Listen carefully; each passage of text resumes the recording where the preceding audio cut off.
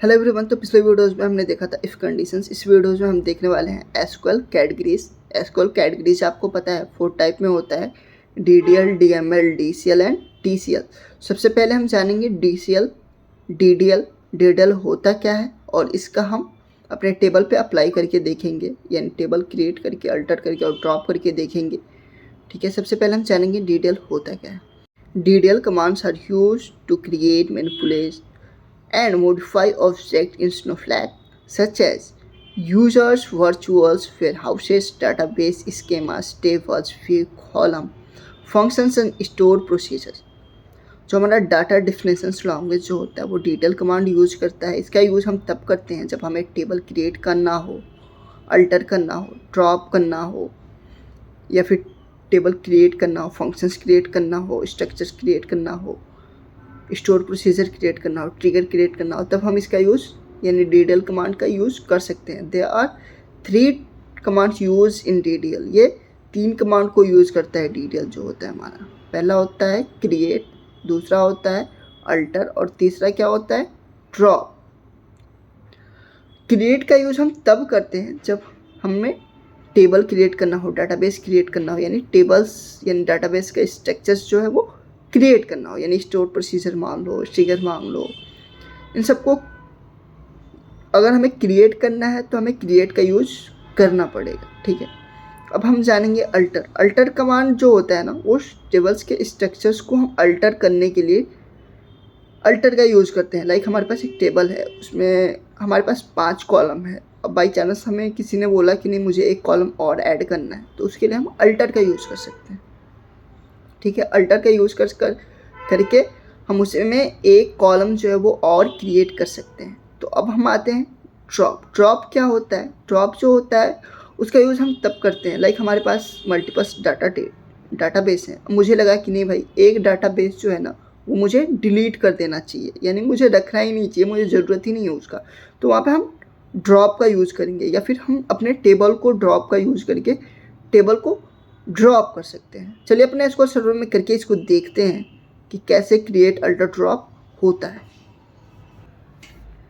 तो यहाँ पे सबसे पहले मैं बता दूँ आपको, एक मैं डाटाबेस क्रिएट कर लेता हूँ, यानी क्रिएट जो हमारा क्रिएट क्या था कमांड था उसका यूज़ करके। तो यहाँ पे आप देखो एक भी डाटाबेस नहीं है चेक टीडीएल के नाम से, तो मैं इसको क्रिएट कर लिया और यहाँ पे क्या आ गया, कमांड कंप्लीटेड।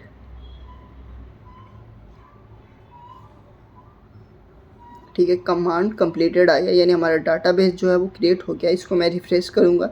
रिफ़्रेश करके जैसे मैं डाटाबेस का फोल्डर जो है ओपन करूँगा, यहाँ पे देखना चेक डिटेल के नाम से हमारा डाटाबेस क्रिएट हो गया। लेकिन आप इसमें देखो टेबल क्रिएट नहीं है, तो टेबल भी हमें क्रिएट करना पड़ेगा, वो भी क्रिएट का यूज़ करके। तो मैं टेबल को क्रिएट कर लेता हूँ। तो यहाँ पे मैंने लिखा डिटेल्स डाटा और कुछ कॉलम ऐड कर लेता हूँ इसके अंदर।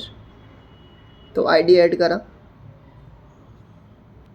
तो यहाँ पे जितने भी कॉलम चाहिए थे सबको मैंने लिख लिया।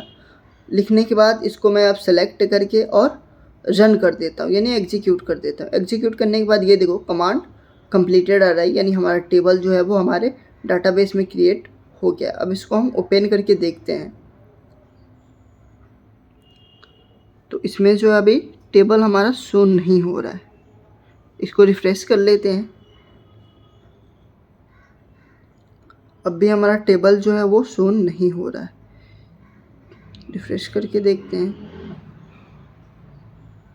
ठीक है, एक बार और रन करके देखते हैं कि हमारा टेबल क्यों नहीं हो रहा है। अच्छा, तो यहाँ पे देखो, यहाँ पे जो है मैं अपने डाटाबेस का यूज़ नहीं किया हूँ, यानी जो मैंने अभी डाटाबेस अपना क्रिएट करा उसका यूज़ नहीं करा था मैंने। तो यहाँ पे मैं लिख लेता हूँ यूज़ डाटाबेस और डाटाबेस नेम करके मैं इसको यूज़ कर लेता हूँ, क्योंकि जब तक मैं अपने डाटाबेस को यूज़ नहीं करूँगा और इसको मैं क्रिएट करूँगा, वो जो मास्टर्स के नाम से हमारा सिलेक्ट था वहाँ पे ऊपर टेक्स्ट बॉक्स में, उसमें हमारा टेबल जो है वो क्रिएट हो गया। तो अब जैसे ही मैंने क्रिएट करा वो हमारे डाटाबेस में हुआ, यूज़ डाटाबेस करके मैंने अपने टेबल को क्रिएट करा, तो हमारे डाटाबेस में टेबल क्रिएट हुआ। अब मैं एक काम करता हूँ, कुछ रिकॉर्ड इसमें ऐड कर लेता हूँ। एक स्मिथ का करा मैंने, तो यहाँ पे मैंने कुछ डाटा इंसर्ट कर दिया। अब इसमें मैं सिलेक्ट स्टेटमेंट चला के देख लेता हूँ कि जो मैंने डाटा इंसर्ट करा है वो इंसर्ट हुआ है कि नहीं हुआ है। तो यहाँ पे मैंने लिखा सिलेक्ट स्टार फ्रॉम टेबल ने, इसको रन करा। 2 रिकॉर्ड मैंने इंसर्ट करा था, दोनों रिकॉर्ड हैं हमारे टेबल में।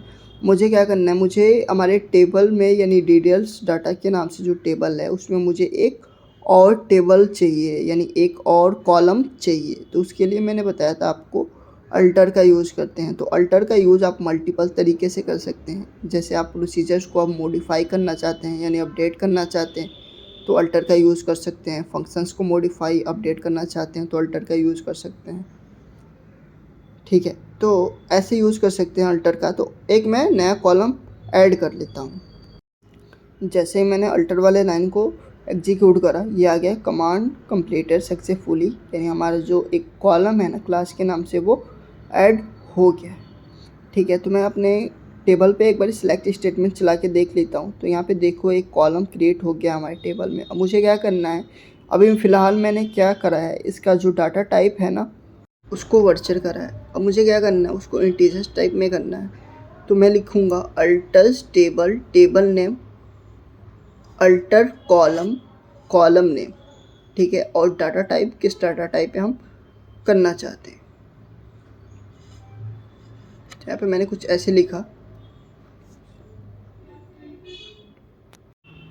तो मुझे अब क्या करना है, जैसे मुझे मालूम नहीं है कि मेरे कॉलम में किस कॉलम का क्या डाटा टाइप है। ठीक है, तो यहाँ पे मैं अपने टेबल को सिलेक्ट करूँगा। सिलेक्ट करने के बाद कंट्रोल प्लस F1 प्रेस करूँगा। जैसे ही प्रेस करूँगा ये नीचे एक स्ट्रक्चर ओपन होके आएगा जिसमें आपको दिखाएगा किस कॉलम का क्या डाटा टाइप है। तो जो हमने क्लास के नाम से कॉलम क्रिएट करा था उसका डाटा टाइप क्या था, वर्चर था। तो अब मैं क्या करता हूँ, इस कॉलम को रन करता हूँ अपने अल्टर वाले लाइन को। जैसे मैंने रन करी, ये बता रहा है कि ये जो डाटाबेस है ना ये मैच ही नहीं कर रहा है। तो मैं यहाँ से कॉपी करता हूँ और यहाँ पे कंट्रोल V कर देता हूँ। V करने के बाद ये क्या आ रहा है, कमांड कंप्लीटेड, यानी हमारा जो डिटेल डाटा टाइप में क्लास को पहले हमने वर्चर कर रखा था ये अब हमारा इंटीजर्स टाइप में हो गया है। तो फिर मैंने वही कमांड यूज करके देखा तो यहाँ आपने देखा आपने वो इंटीजर्स टाइप में हो गया। ठीक है, तो ऐसे हम अल्टर का यूज़ कर सकते हैं। अब आते हैं हम ड्रॉप पे। तो यहाँ पे मैंने लिखा truncate tables and table name. तो अब मैं क्या करता हूँ, अपने टेबल को ट्रंकेट कर देता हूँ, यानी जितने भी उसमें रिकॉर्ड हैं सबको डिलीट कर देता हूँ। तो यहाँ पे मैंने टेबल को ट्रंकेट करा। ट्रंकेट करने के बाद ये हमारा जितना भी रिकॉर्ड था, यानी 2 ही रिकॉर्ड था, वो सारे डिलीट हो गए होंगे। तो यहाँ पे हम रिफ्रेश करके भी देख लेंगे। वैसे तो यहाँ पे रिकॉर्ड नहीं दिखाता है, तो हम अपने सेलेक्ट स्टेटमेंट को चला के देख लेंगे। मैंने क्या करा, सेलेक्ट स्टेटमेंट चलाया। जैसे मैंने सेलेक्ट स्टेटमेंट चलाया, क्या एक भी वैल्यू रिटर्न नहीं कर रहा, यानी हमने अपने टेबल में जितने भी रिकॉर्ड थे उन सबको ट्रंकेट कर दिया। तो अब मुझे क्या करना है, मुझे अपने टेबल को ड्रॉप करना है। तो टेबल को हम ड्रॉप कैसे करेंगे, वैसे drop table name, table table name. तो यहाँ पे मैंने लिखा ड्रॉप टेबल टेबल नेम। अब जैसे मैं इसको रन करूँगा ये हमारा जो टेबल है ना वो डिलीट हो जाएगा, यानी कमांड कंप्लीटेड आ गया। अब मैं इसको रिफ्रेश करके देखूँगा हमारे डाटाबेस में जो टेबल है वो एग्जिस्ट तो नहीं कर रहा है। तो नहीं, हमारे डाटाबेस में टेबल है ही नहीं।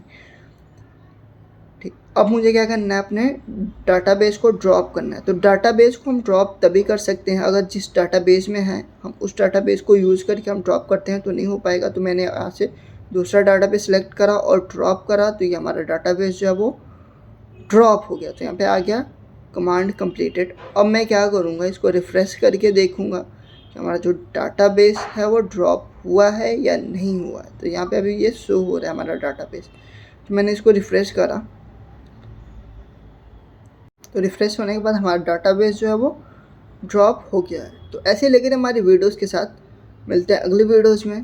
Thanks for watching and please subscribe my channel.